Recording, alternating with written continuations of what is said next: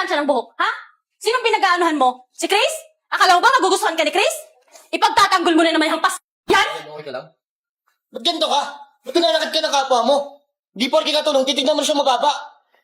Eden, hindi na importante kung anong estado ng buhay natin. Ang mahalaga, gusto kita. Ang dami-daming mayayaman doon na classmates mo! Wala ka na bang nahanap? Ito pa? Ito pang malanding to? Inday? Inday! Ma'am! Saglit po! Ano ko na? Yes po. Ikaw, saan ka na naman ang gagaling? Saan ka na naman ang gagaling? Eh, nagluluto po ako ng pagkain niyo eh. Siguro natin pag-usap ka doon sa driver doon sa kabilang bahay, no? Hindi po. Nasa kusina lang ako. Kusina. Nandun ako galing kanina, wala ka doon. At cellphone ka lang siguro. Tita, pwede ba? Huwag kang sigaw ng sigaw. Ang lapit lang niya, no, Eden, no? Huwag ka nga, bakit mo ba pinagtatanggol to? Saka tita, may pangalan yun, ba't Inday ka pa ng Inday? Eh baka gusto ko Inday eh. Di ba ganun naman sa probinsya? Dapat Inday yung tawag. Tsaka lang. Bakit ba siya pinagtatanggol, Eben? Eh, syempre, ang bait-bait yun sa atin, tapos ikaw, ang sungit-sungit mo. Wala namang ginagawang masama sa yung tao. Eh kasi pag tinatawag, dapat nandyan agad. Ang liit-liit na ng bahay natin, hindi pa makapunta agad.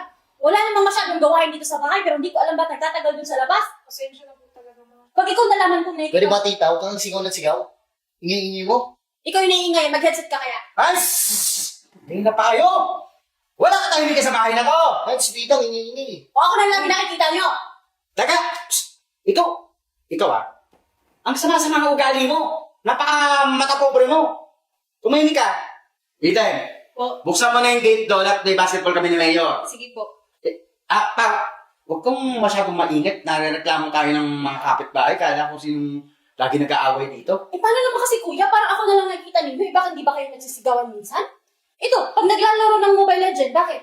Maingay din naman ang kwarto niya na. O ba't sa kwarto ko naman yun eh? Maingay pa rin rin sa labas. Basta ako. Sige na, Inday. Buksan Sige mo po. yung Kayo ma'am, wala na po kayo may pag-uutos. Dad, Inday, Ma? di ba sabi ko sa'yo i-plansya mo to? Kasi may meeting ako. Ba't di pa rin nga nakaplansya? Yan na po yung susunod kong gagawin ma'am. Pulutin mo, kasi hindi ka nakikinig sa akin. Sinabi ko sa'yo mamplansyahin mo. Sige po, pa-planchahin ko po. Parang plinansya mo pa ata yung buhok mo kaysa dito eh. Bakit kinaplansya ng buhok, ha? Sinong pinag-aanuhan mo? Si Chris? Akala mo ba magugustuhan ka ni Chris? May gusto ka ba kay Chris? Wala po. Tinatanong lang kita, ba't ka umiyak? Nakita mo to? Yan ang napapagay sa'yo. Diyan ka nararapat! tita, ano pang ginagawa mo? Bakit? Ipagtatanggol mo na naman yung hampas yan? Okay ka lang? Ba't ganito ka? Ba't pinalakad ka ng kapwa mo? Di porke katulong, titignan mo na siya mababa. Mag-isip ka, Chris! Tita, pwede ba lumabas ka na? Lalabas ako, pero hindi pa ako tapos sa'yo! Eden, okay ka lang? Pagpasensya mo na. Okay lang. Hindi ko alam na ginaganto ka niya eh. Huwag ka na umiyak.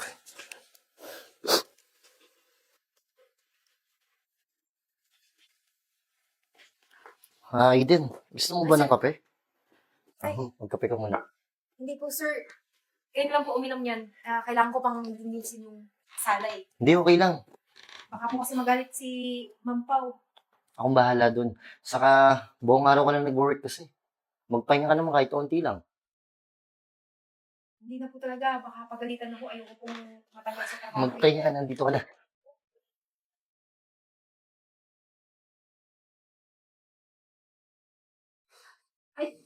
Sir, may bawi sir. Sorry. Ay, kailangan ko na pong linisin yung sala, sir.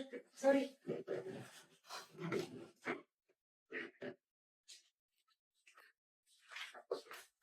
Eden, Sir. kailangan mo tulong? Ay, hindi na po. Okay na Sige, po. tulungan na kita. Hindi, ako na po. Sige na, ako na.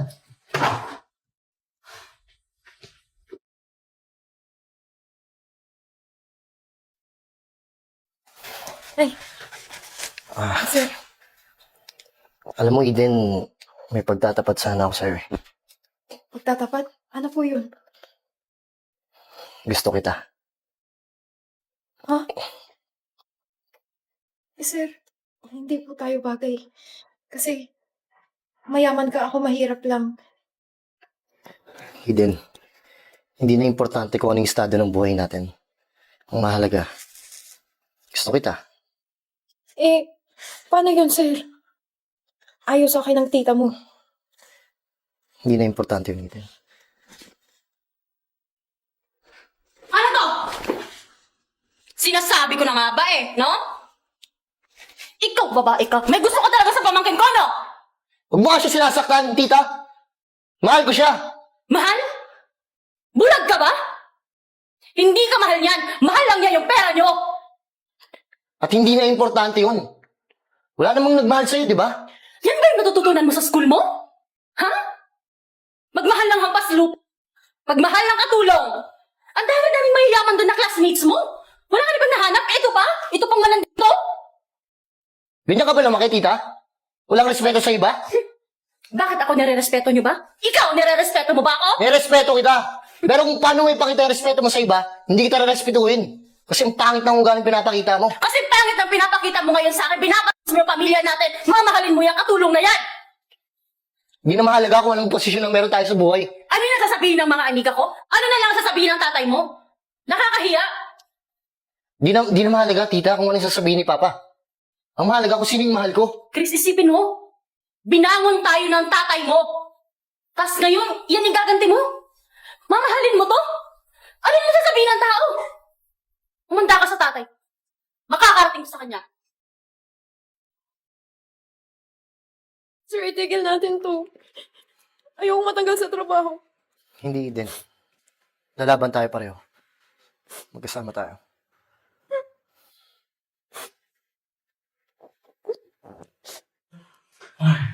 O kuya, buti naman nandito ka na. Musta naman yung basketball mo? Eh di yun, panalo kami. Ba't parang malungkot ka? Dapat masaya ka. Paano magiging masaya? Isa lang naman ang shoot namin. Tapos kung nanalo kami, nalaman ko si Mayor binayaran yung kalapat kaya kami nanalo. Eh kaya naman pala dismayado ka. May iba tayo. Oo. Yung anak mo, nilalandi ni Eden. Nakita ko kanina naghalikan doon sa kwarto. Oh? Talaga? Baka ba ako sinungaling? Asan niya? Asan yung batang yan? Chris! Pa, bakit? Upo ka dyan. Totoo ba yung sinasabi ng tita mo? Nakasang bakol yung mukha mo. Nasaan ba si Eden? Eden! Tara dito. Umusap tayo. Dito ka. Nabalitaan ko, nag-aalikan daw kayo sa kwarto ah. Totoo ba yung sinasabi ng tita mo? Totoo yun, pa. Mahal mo to si Eden? Mahal mo si Eden? Sagot! Opo, pa. Mahal ko si Eden. Ikaw? Mahal mo to anak ko? Sagot! Oo. Oo na.